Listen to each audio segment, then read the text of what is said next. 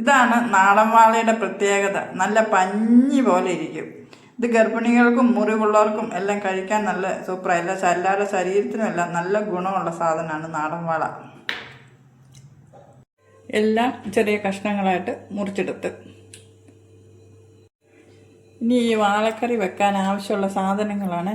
ഇത് വെളുത്തുള്ളി കുറച്ച്, ഇത് ചുമന്നുള്ളി, ഇത് ഇഞ്ചി, കരിയാപ്പില, ഇത് 3 കുടംപുളി, 2 പച്ചമുളക് നടുവെ കീറിയതാണ്. ഉപ്പ് പൊടി ആവശ്യത്തിന്, മുളക് പൊടി കാശ്മീരി മുളക് പൊടി 2 സ്പൂൺ, സാദാ മുളക് പൊടി 2 സ്പൂൺ, മഞ്ഞൾപ്പൊടി 1 ചെറിയ ടീസ്പൂൺ. ഇത്ര സാധനങ്ങളാണ് നമുക്ക് ഈ മീൻകറി വെക്കാൻ ആവശ്യമുള്ളത്. ഇനി മീൻകറി വെക്കാം.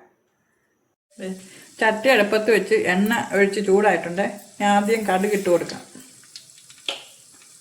അത് കഴിഞ്ഞ് ഉലുവായും കൂടെ കൂട്ടത്തിട്ട് കൊടുക്കാം. കടുകെല്ലാം നല്ലതായിട്ട് പൊട്ടി. അപ്പോൾ ചെറിയ ഉള്ളി ഇട്ട് കൊടുക്കാം. അത് കുറച്ച് വഴഞ്ഞ് വരുമ്പോഴത്തേക്ക് ബാക്കി കാര്യം വെച്ചിടാതെ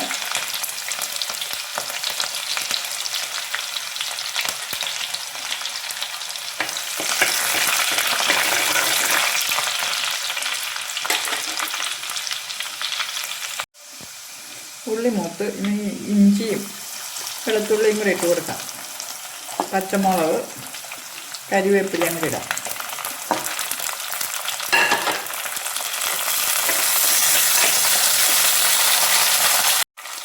വെളുത്തുള്ളിയൊക്കെ മൂത്ത് മുളക് പൊടി നല്ലതായിട്ട് വെള്ളം ഒഴിച്ച് ലൂസാക്കിയിട്ട് ഇതിൻ്റെ അകത്ത് ഒഴിക്കാം.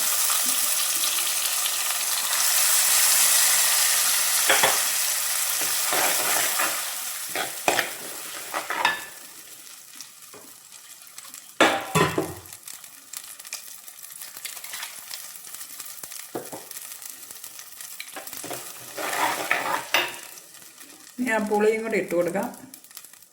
ഉപ്പ് പൊടി ഇട്ട് കൊടുക്കാം. മീൻകറിക്കുള്ള അരപ്പ് നല്ലതായിട്ട് വെട്ടിത്തിളച്ച് എന്നാലും മീനിൻ്റെ കഷ്ണം പെറുക്കിയിടണം. ഒത്തിരി വെള്ളം നീട്ടിയിട്ടില്ല, കുറച്ച് വെള്ളം ഒഴിച്ചിട്ടാണ് ഇത് ഇപ്പോൾ മീൻ കഷ്ണം ഇടുന്നത്.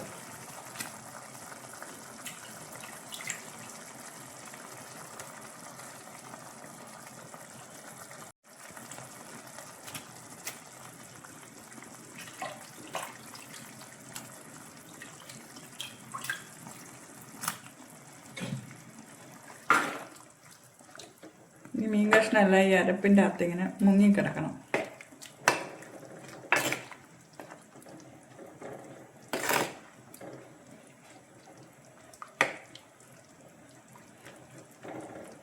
ഇത് എന്നിട്ട് തിളച്ച് കഴിയുമ്പോൾ ഈ കുറച്ച് വെള്ളം കൂടി ഒഴിക്കാം. ഇതൊന്ന് ആദ്യം ഒന്ന് തിളക്കട്ടെ. ഇപ്പം മീൻകറി നല്ലതായിട്ട് തിളച്ചു. കുറച്ച് വെള്ളം കൂടി, ഇപ്പം ഇത്ര നേരം മുളകിൻ്റെ അകത്ത് തന്നെ കിടന്നായിരുന്നു. കുറച്ച് വെള്ളം കൂടി ഒന്ന് ഒഴിച്ച് കൊടുക്കാം.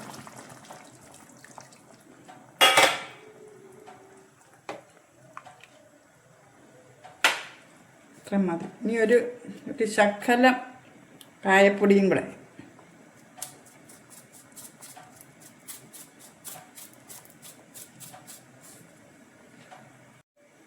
ഇനി അത് നല്ലതായിട്ട് തിളച്ച് പറ്റട്ടെ.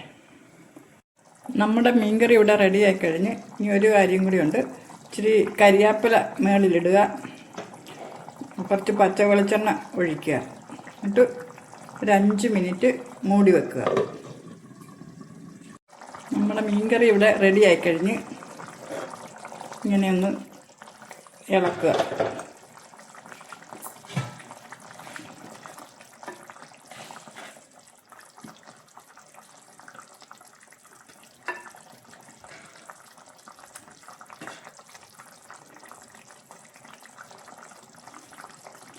വാളക്കറി റെഡിയായി.